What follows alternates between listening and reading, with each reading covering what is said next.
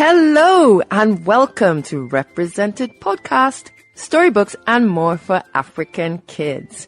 My name is Tonye Faloughi, Ekezie, and I'm your host today. Unfortunately, Ugo won't be joining us today as he's in school, but he'll be here with us on another episode coming soon.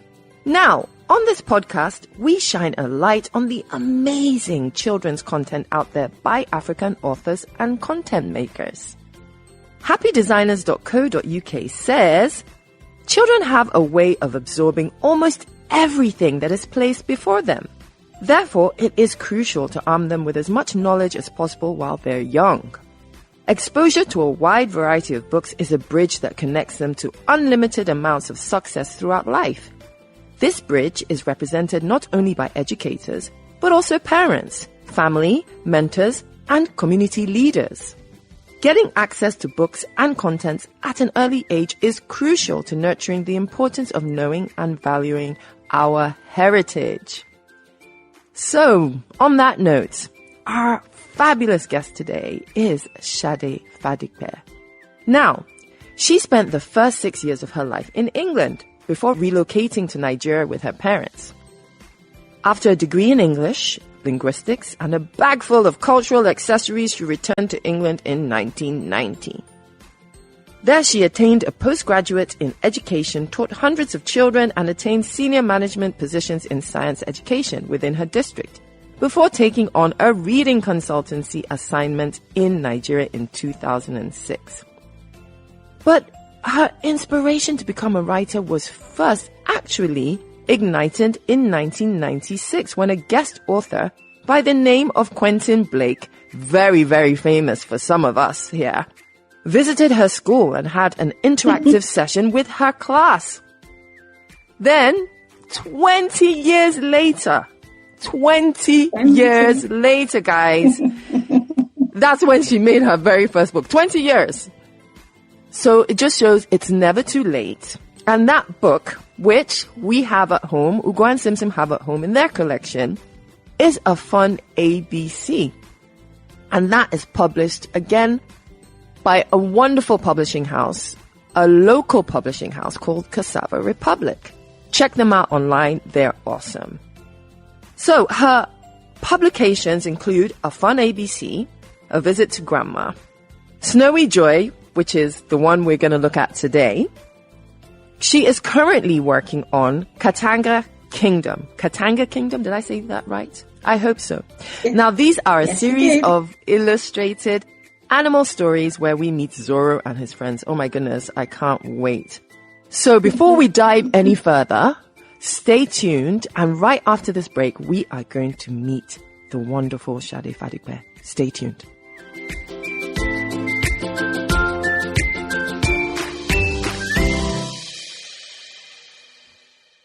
I'm Tonye Faloughi Ekezie, and if you're enjoying this episode of Represented Podcast Storybooks and More for African Kids, brought to you by Simone's Oasis and Africa Business Radio, why not listen to our other podcast, Special Moms Africa?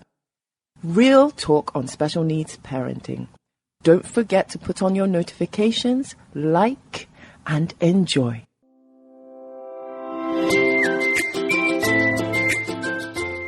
Welcome back, everyone, and let's meet our author today, Sade Fadipe. Say hi. Hello everybody. Hello, Tonye. Lovely to be here. Oh, we are just so privileged, and I wish our listeners could see your face, because anytime I see you, you're just so bubbly. You always have a massive smile on your face, and I can really, in my child's eye, connect to that in you. You know, you're an adult, but I can feel the child in you, and I think that's why your books do so well, and that's why children really kind of connect to your books. It's not only the wonderful illustrations, but you tap into that, you know, that child in all of us. But really, why did it take you 20 years to write your first story? I'm still on that. I was busy working. I mean, the thing is, you know, being a teacher is almost having like 3-4 jobs all over, you know. So if I hadn't come out to Nigeria, I don't think I would ever have explored going into being an author. A lot of my teacher friends are still working in schools and still having the dream. So it takes up your life, especially teaching here in the UK. Well, I think that really explains a lot also about your connection and finding that child's voice in what you do, because you are on a daily basis connecting with children and you understand the way they think, you understand how important the visual image is. So that is your secret revealed. And now you know. So what's your inspiration for the stories, especially looking at, so listeners, we're going to be reading the first 2 chapters of Snowy Joy today. And I really do wonder where you find your inspiration. There seems to be a similarity somewhat between your Visit to Grandma ABC and Snowy Joy. Yes, Granddad. Yes, exactly. And the ABC. There's this, it almost feels like a series between those two. It's interesting you say that. I kind of struggled with changing the name to my character. I did mention to my publisher that I was going to use the same name, just in case they had any reservations. But it's a character that has evolved. And so this child has wide experiences within a communal setting, experiences across the globe. So I want people to see this whole perspective of being an African child. We're not just one thing. We have a vast range of experiences. I mean, none of us can say we never went to a village. On the other hand, very few of us would say, I've never been across the other end of the world. So this African child is a global child. Oh, I like that. The African child is a global child. Can I get that on a t-shirt or something? I think that's a slogan everybody should use. Yes, because you've hit on something that we need to understand, that our stories are local but global, yes. And that we have more in common than not with the wider world out there. And we have a right for other peoples to get to know us and get to know our stories and to understand we are connected to the world. We're not just this backwater in the heart of darkness. Well, I've got a lot to put on my t-shirt now from everything you said. So, everybody, Sade is a real advocate for our books, for Nigerian books, for African books, for a representation in the literary world. So, can you tell us, Sade, what you do with your Sade Books World? That's the platform, right? It is a platform, and I think it's just out of the need for parents to know that we have these awesome books that are being written by authors who are probably unknown to them. We keep talking about the low percentage of books, representational books here, especially in the UK. But, if we can just tap into that person that's coming from Nigeria and say, look, can you get me that person's book? Can you get me this person's book? Then, we can solve our own problems rather than wait for other people, rather than wait for the government, the DFE, the schools, the local district, the libraries to solve. We can start solving our own problems in relation to heritage, because our books are rich in heritage. Our children are growing up reading books reading a good range of books that for most of them have very little to do with our heritage. And heritage has to do with identity. Identity has to do with self-esteem. And all these things have an effect on our potential. So well said. So I hope you're listening out there to that wonderful knowledge that Sade just dropped for us, like it was a knowledge bomb. So rewind and listen. So on that note, let's get stuck into Snowy Joy. We're going to do the first 2 chapters, and this book is by Sade Fadipe. Reindeer in the skies. Adana woke up excited and full of energy. She had waited patiently for the 23rd of December, and now that it had arrived, she was beside herself. She had much to do before sunset. After folding her clothes, she laid them out neatly into her suitcase, lumping her shoes and toys on top. She tidied her bedroom, then dragged her suitcase down the stairs and into the living room. Adana's mother did one final inspection and was impressed at how well her daughter had packed her own luggage. By sunset, Adana was all smiles as the gate man loaded her suitcase into Grandma's taxis. They said their goodbyes and set out on their journey. At the airport, Adana's grandmother showed their passports to a woman in an olive pinafore, matched to the cap on her hair. "Would you like a window seat?" the woman asked. "Yes, please," replied Adana, while Grandma nodded her head. "There you go. Seats 5A and B. Enjoy your flight," the friendly woman said as she gave them their boarding passes. "And enjoy the snow," she winked as Adana and her grandmother walked away from the counter. Dragging her wheeled rucksack along, Adana's mind oozed with joy. Snow? Was it true? Was it really going to snow? She had watched snowflakes fall in movies, but that was about it. So this holiday would be a dream come true, she hoped. They strolled towards the departure hall, then went into the duty-free shop to buy that nutty chocolate bar Grandma had promised her. Soon, they found cozy seats in a quiet corner and chatted away, eager to board their aeroplane. A good hour later, they were whisked off on a transit bus, which stopped at the foot of a massive metal stairway. Adana trudged up the steep steps.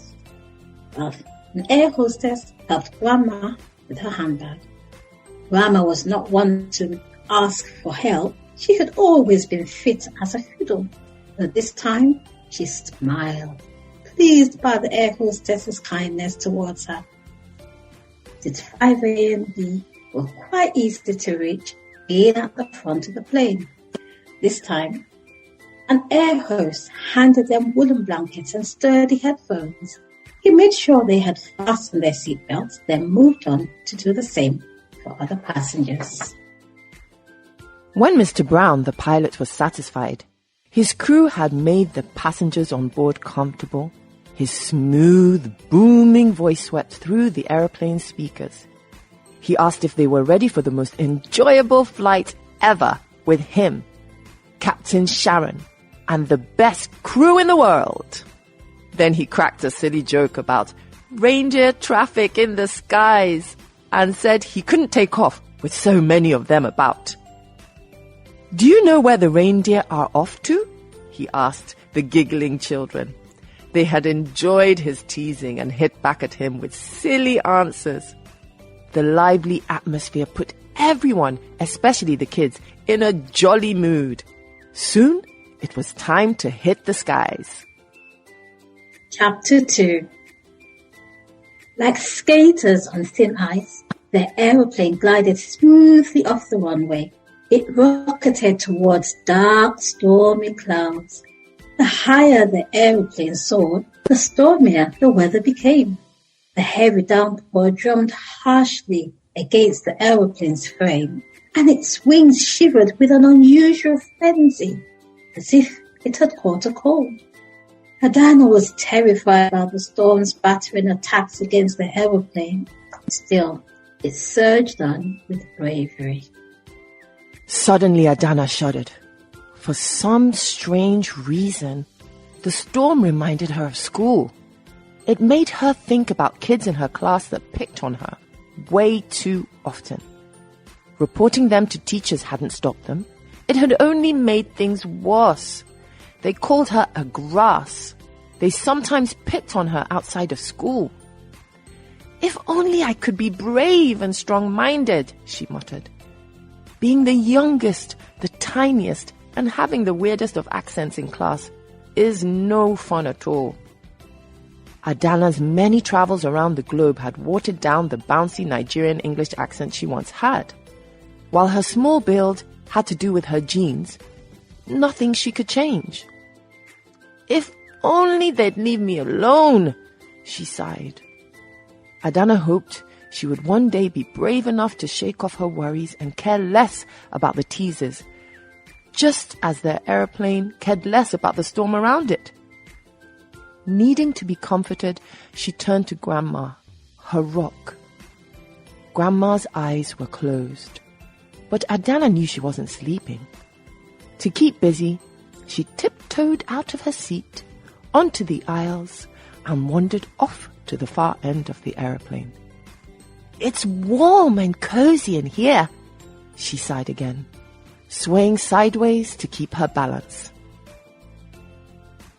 She looked around and saw people talking heartily to each other, while others fixed their eyes on mini-screens, browsed through the aeroplane's duty-free magazines, or read the newspapers. Then, of course, there were the little ones who had started their many trips to the toilets just to get off their seats.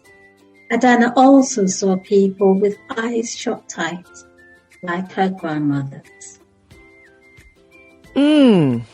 So that's where we're going to stop. I think we've given you a good teaser of Snowy Joy.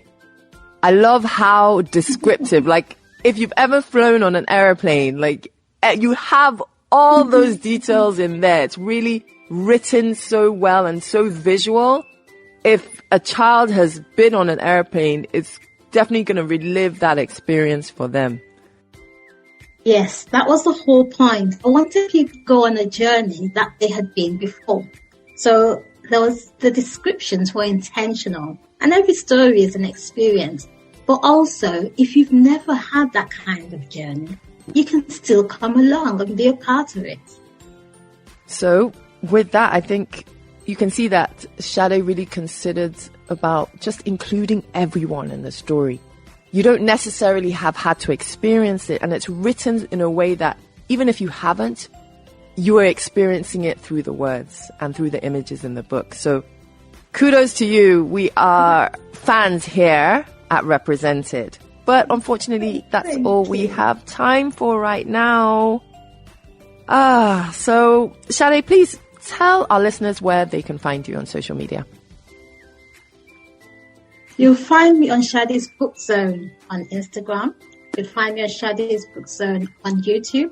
Actually, a lot of the interviews that we had with authors last year will be found on the YouTube channel, Sade's Book Zone. And there's a reason why I put that channel together. It is amazing. You just need to go there and find out about all the beautiful work that we children's book authors of Nigerian heritage have written just for you. Awesome. So that's on YouTube. You can check Sade's Book Zone on YouTube, and there's amazing content there. My name is Tonye Faloughi Ekezie. Thank you. My name is Tonye Faloughi Ekezie, and this has been Represented, the podcast, Storybooks and More for African Kids. You can, of course, find us on social media at Simone's Oasis, on YouTube, Simone's Oasis. Join us next time with another great story.